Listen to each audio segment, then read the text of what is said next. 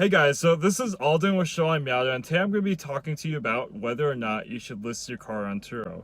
So some of you may know what Turo is, especially if you watch Doug DeMuro's YouTube channel. But for those of you who don't, I'm going to give a brief explanation of what it is and maybe why you shouldn't list your car on it. So Turo is essentially an online platform where car owners can list their cars to others to maybe lower a car payment or put use to a car that they're not using. So for those of you who don't know, I have a 2014 Mazda Miata MX-5 listed on Turo, and I've been on the platform since January of this year. So now with that over with, we're going to get into why you shouldn't list your car on Turo. Listing a car on Turo is one of the easiest ways to make a passive income online. All you have to do is take a few photos of your car and make a description and watch the bookings come to you. So of course it's a little bit more difficult than that, but you get the point. So the second benefit of using Turo is its personability.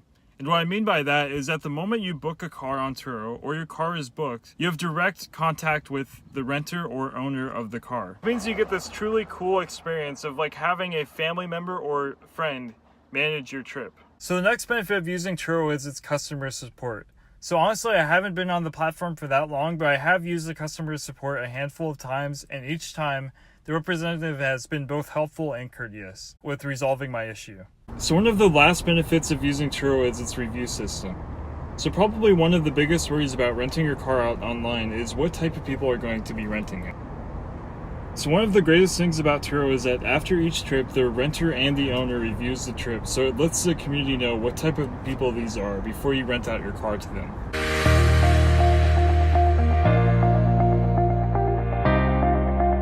So as with anything, there's both positives and negatives. So without further ado, we're going to get into the negatives of using Turo. So if you remember earlier in the video, we talked about how customer support is one of the benefits of using Turo, but it's also one of the negatives. What I mean by this is that sometimes the customer support can take really long to get hold of, but aside from that, the customer support is actually pretty damn good. So one of the next cons of using Turo is not knowing how your car is being driven.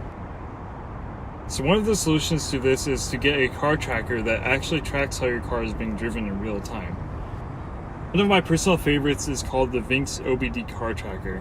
And what this does is it tracks how your car is being driven in real time and also gives you the location of it so you know where your car is at all times. The next con of using Turo is that you don't know who you're renting out your vehicle to.